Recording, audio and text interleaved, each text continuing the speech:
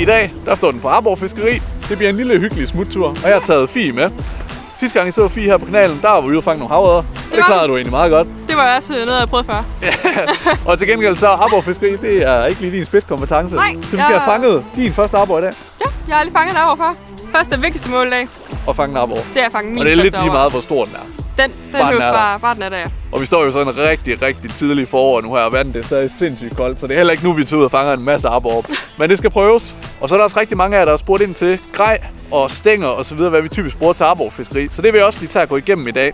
Så det er sådan de to ting, vi har på timeline i dag. Ja. Så det her, det bliver en lille hyggelig video, hvor vi hurtigt skal ud og fange nogle arbor, snakke lidt grej, og så hjem igen. Så jeg skal ikke bare komme ud, vi fanger ikke arbor, jeg står her. Lad os komme så.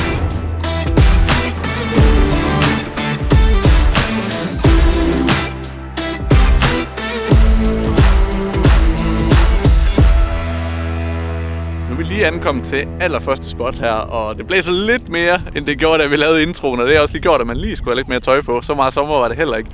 Men når det så er sagt, så kan man altså godt mærke varmen lidt, i hvert fald mere, end man kunne have de sidste par dage, fordi det har været nattefrost, og det har været ikke meget mere end 5-6 grader i dagstimerne. Så det føles mega godt at være kommet ud på vandet igen. Fie, hun er allerede begyndt, hun starter ud med dropshot, og jeg starter egentlig ud med en lille bitte jig her. Nogle kender den nok allerede, Stanley the Stickleback, som jo skal ligne sådan en helt lille hundestyle.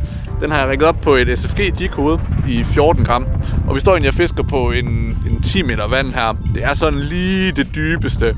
Nu står vi jo, og nogle af arborene er jo begyndt at trække ind på noget lavere vand i hvert fald for at gyde. Men jeg tænker ikke, vi skal ind og hive fat i dem, som allerede står og gyder derinde. Men dem, som står herude og på skrænterne op mod, de burde være til at få i tale. Og der er chance for at fange nogle rigtig store, tykflotte arborer. Så starter med jiggen, køber noget dropshot derovre, håber at det giver fisk. Og så tænker jeg egentlig bare, så skal vi lige cruise lidt op i området her, bare for at finde fiskene. Og så når der først er én fisk, der hugger, så kan vi være heldige, der er flere. Så i gang og krydse fingrene hjemme, for vi fanger noget meget snart. Nu er det sådan et stykke tid siden, at jeg har været ude på søen her, og jeg har ikke sådan helt fingeren på pulsen med, hvor det lige sker. Eller om der overhovedet er blevet fanget noget på det sidste. Vi ved, at fisken de er her, men jeg kan ikke sådan lige umiddelbart se dem på loddet. Og det kan egentlig skyldes to ting her, hvor vi står. Den ene ting, det kan være, at fisken simpelthen ikke er lige her, og så skal vi rundt på nogle pladser for at finde dem. Og den anden ting, det kan altså være, at fisken simpelthen bare står og trykker sig sådan helt vildt langt ned over bunden. Og der er det virkelig ofte, hvor man nærmest ikke kan se dem på ekkoloddet, hvor det bare er sådan nogle helt små ujævnheder nede på bunden. Og det kan faktisk være en stor arbor, der står der. Men det er altså også som ofte her i foråret, og hvor vandet stadig er rigtig koldt. Overfladetemperaturen på vandet er omkring de der 7-8 grader nu her, og det er jo noget køligere nedad. Arborene er heller ikke oppe i det der gear, hvor man bare kan forvente, at de bare hugger hele dagen. Så det bliver nok noget med i dag, at 1, vi skal finde dem, og 2, så skal de have en hugperiode. Og de to ting, de er rimelig essentielle for, at vi kan fange noget i dag. Så vi får dækket lidt vand nu her. Hvis der ikke er noget inden for de næste 10 minutter på den her plads, så prøver vi at rykke, og så fortsætter vi egentlig bare, indtil vi finder fisken.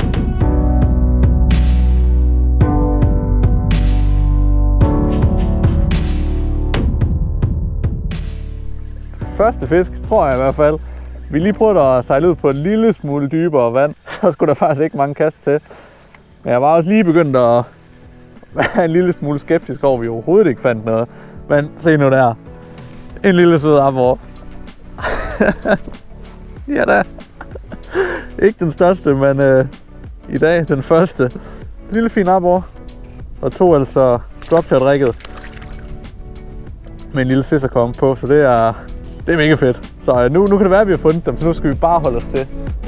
Kæft, det var dejligt lige at få en fisk. Nej! Sådan! Fie for! Jeg har fanget den første arbor! Har du ikke fanget den endnu? Nej, jeg ved det! Jeg tror endda, den er lidt større end min. Sådan, Fie! Sådan! Første arbor! Min første arbor! Men så har du da fået fanget din første arbor, altså. Så nu er vi i gang. Nu har jeg også prøvet at fange noget med. Og det er på dropshot-rigget. Scissorkomp. Ja, det er lækkert. Bare ud med den igen, så er der flere derude. Hvis vi skal snakke en lille smule om det endegrej, som jeg typisk bruger her i forårsfiskeriet, så har jeg samlet lidt af det her i kassen. Og jeg vil sige, nok 8 ud af 10 gange her om foråret, der er det altså gummidyr, som jeg fisker med. Hvad enten det er på dropshot-rigget, eller det er bag et jighoved eller Carolina-rig. Nu har jeg lige prøvet at finde nogle af de gummidyr, som jeg fisker rigtig meget med, for at give lidt inspiration. En af dem, jeg er begyndt at fiske rigtig meget med, det er Stanley the Stickleback, som simpelthen er en helt lille hundestyle efterligning. Det bliver ikke meget mere realistisk end den. Det er i hvert fald næsten en sikker vinder hver gang. En anden en, det kunne være sådan noget som Storms Hitshot. som også er en relativt ny spiller på markedet, men simpelthen har noget lækkert, blødt gummi, der er super holdbart, og så har den altså bare en paddletail, der virkelig rocker det ud af. Og det fede er, at man kan ændre paddletailens gang, ved der så sidder sådan en lille gummiflods hernede, man kan skifte, eller rettere sagt tage af, og så har paddletailen altså en noget mere livlig gang i vandet. En anden ting, det er sådan noget som Westins Chat Cheese, helt nede i de små her. Og det er altså en, som jeg både fisker, den her lille, jeg kan ikke huske, den er en 4-5 cm. Den fisker jeg både på dropshot og også på mikrodikkoder. Fordi det giver altså bare, jamen den er fantastisk, det skal man næsten se for at forstå det. Men den har virkelig taget mange arbor og er super, super fed. En nyhed, der så er kommet i år, det er en nyhed fra Savage Gear, som er deres Craft Dying Minnow, som er sådan en helt lille. Den ser ikke ud af meget, det er den mellemstørrelse. Den, den findes i en størrelse større og i en størrelse mindre. Men det fede ved dem er, at de er simpelthen mega tynde. Og det er altså en, der er lavet sådan primært til dropshot-fiskeri. Jeg bruger den i hvert fald primært til dropshot-fiskeri. Og ved det, den er så tynd her, så ligger den så egentlig, man kroger den igennem øjnene, og så ligger den så sådan her i vandet, og kan simpelthen ligesom sådan en lille filet danse rigtig godt i vandet. Ligesom en, som det hedder, dying minnow, altså en døende avnfisk, som ligger og giver de sidste spjæt her, som arboren så kan komme og tage. Det er altså også en, der virkelig fortjener noget kærlighed i hvert fald. En anden en, som er en lidt større avn, det er også en relativ nyhed fra Westin, hvor de har kommet med deres lille version af bullteasen, som hvis der er 9,5 cm. Det er en lidt større avn, som jeg rigtig godt kan lide at bruge til sådan en search bait, hvor man virkelig skal ud og kaste efter arborene. Og typisk så rigger jeg dem altså med et jig-hoved på den her størrelse her, og alt efter vanddybden fra 5 til 21 gram. Det er det SFG's tungstens jig-hoveder, som kommer i den her røde metallic her. Og dem kunne jeg snakke om i rigtig lang tid, for de er voldfede. Men en sidste, jeg lige vil fremhæve, det er altså, vil jeg næsten sige, en klassiker, og en alle skulle have i sin grejkasse. Og det er altså også en dropshot-avn, som er drop 9 her fra High Five Lures. Og det er en outstanding avn til dropshot, simpelthen fordi den har den her lange hale. Så kan man klippe halen homme for ligesom at få en anden aktion, og så, den har, jeg siger, den vildeste gang, når den sidder på dropshot, og det er typisk noget, arboren ikke kan stå for. Så det er altså lidt af de avn, som jeg rigtig gerne vil pointere, og nogle af dem, jeg bruger rigtig meget her i foråret.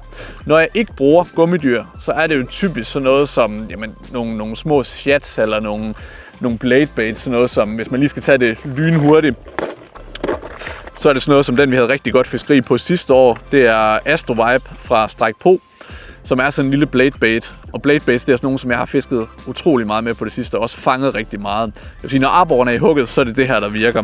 Og ellers så findes der jo utallige mange små, både twitch baits, den her Gravity Twitch fra Savage Gear, som er utrolig lækkert, når arborene er på lidt lavere vand. Og jeg kunne blive ved og ved. Der findes virkelig mange lækre avn derude. Men det her, det var lige et overblik over de avn, som jeg typisk fisker med her i foråret, og dem har jeg selvfølgelig også linket nede i beskrivelsen, så I kan tjekke dem ud der. Så hvad er det anden fisk? Anden fisk, ja. Tredje, hvis vi tæller Sørensen lille med. Ej, du fanger kun store fisk. Jeg fanger kun store fisk. Det kan jeg love for. Ja, du har lært, hvordan man holder dem og så videre. Ej, jeg nu har også lært at holde den, ja. Men de er flotte. Det er så fint. Lidt mindre den anden, men jeg tror stadig, den er større end Sørens. Ja, der skal ikke så meget til. Nej. Var det fisk? Ja. Satan. Er den større? Nej, tror jeg ikke. Jamen altså. Ja, det er vi jo nødt til at have på video. Har du fisk igen? Ja, vi fisk igen. Det er da vildt. Altså, du har fanget hvad? Okay, den er så også lille.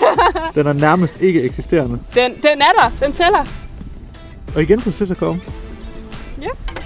Fuck det, den der. Det er ikke. Og det er nummer... Tabte den. Det er nummer 4. Den er super fin. Super fin 20 cm. Lille fin en. Men den er der. Den er der. Og nu hedder det 4-0. 4-1. Men det er også fordi, jeg skal være guide jo. En god guide fanger ikke fiskene selv. Husk på det.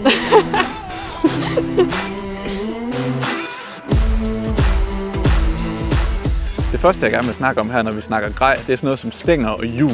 Og nogle af de ting, som jeg er blevet rigtig glad for, det er det, jeg har legnet op hernede. Og noget af det første, jeg vil lige byde ind med her, det er altså Westin Street Stick. Og det er en fantastisk serie, de har lavet. Det er V3 streetsticken, jeg sidder med her, som jo kommer i et væld af kastevægte og længder. Sådan en som streetsticken, den er jo egentlig designet til, ja, det ligger lidt i navn, til byfiskeri eller street fishing. Der er rigtig mange, der bruger den her til torsk, og der er mange, der bruger den i put and take søer og så videre. Men sådan noget til arborfiskeriet, der er streetsticken altså også helt vildt fantastisk. Det er en helt lille version, jeg sidder med her, og den findes altså både i nogen, der er endnu lettere end den her der. Det er en 2-7 gram, og det findes altså i nogen, der både er længere og større kastevægt, og også den anden vej, der er mindre. En anden ting, der er ved at bide mærke i af stænger, det er egentlig Savage Gears 2021-nyhed, som er både SG4-serien og SG2-serien. Hvor SG2'eren, det er sådan den laveste af dem, og SG4'eren, det er så den, der kommer lige over. Og det er altså super, super fede stænger, hvor man virkelig får meget for pengene. SG2-serien ligger omkring en 600-700, og jamen, SG4-serien ligger lige derover. Nu den her, jeg sidder med her, det er SG4 Light Game, og de kommer simpelthen i både ultra light game, light game, medium game, power game osv. Og der findes altså noget til en hver slags fiskeri. De har den her helt grønne matte finish på det, helt lige fra EVA-skummet her til klingen. Alt det er grønt, og så har jeg egentlig bare parret det med et Shimano-hjul, sådan en Shimano Nexafe her. Relativt billig hjul, som gør det super, super godt. En sidste, som jeg lige vil fremhæve her, som jeg også er blevet rigtig glad for, det er egentlig hele Vestins, jamen både Vestins V3 og V6-serie, når vi snakker til arborfiskeriet. De kommer også både i dropshot og streetstick og vertikal og så videre, så der kan man også altid finde en stang. Og det hjul, der så sidder her på, det er også et, der faktisk er lidt af en nyhed, i hvert fald her hjemme i Danmark, for det er fra 13 Fishing. Og 13 Fishing, det er et brand, vi ikke har fisket så meget med endnu. Det er vi lige begyndt med, og er rigtig, rigtig positivt overrasket. Specielt på hjulene og specielt på stængerne, der spiller de altså 100. Og det er ikke sådan vanvittigt dyre hjul. Nu det her, det er et Creed GT, som ligger på, jeg mener, det er en 800-900 kroner, hvor man virkelig, virkelig får meget for pengene. Så alt i alt, så det her altså det setup, eller noget af de setup, som jeg plejer at køre med, og som jeg virkelig, virkelig kan anbefale. Alt det her, det har vi selvfølgelig inde på shoppen, hvor man kan gå ind og så finde en stang, der passer til dit fiskeri.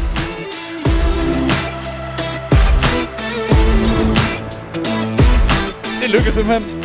Din første arbor. Min første, tredje og fjerde. Nej. Jo. Første, anden, tredje, fjerde. Ja, og hvor mange fik jeg? 1.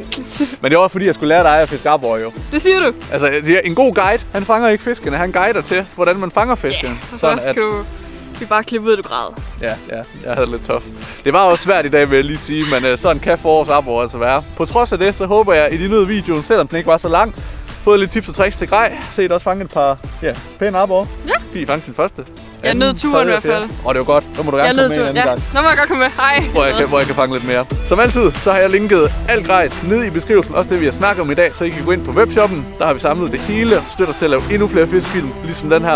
Og så håber vi bare, at vi ser jer i nogle af de næste videoer.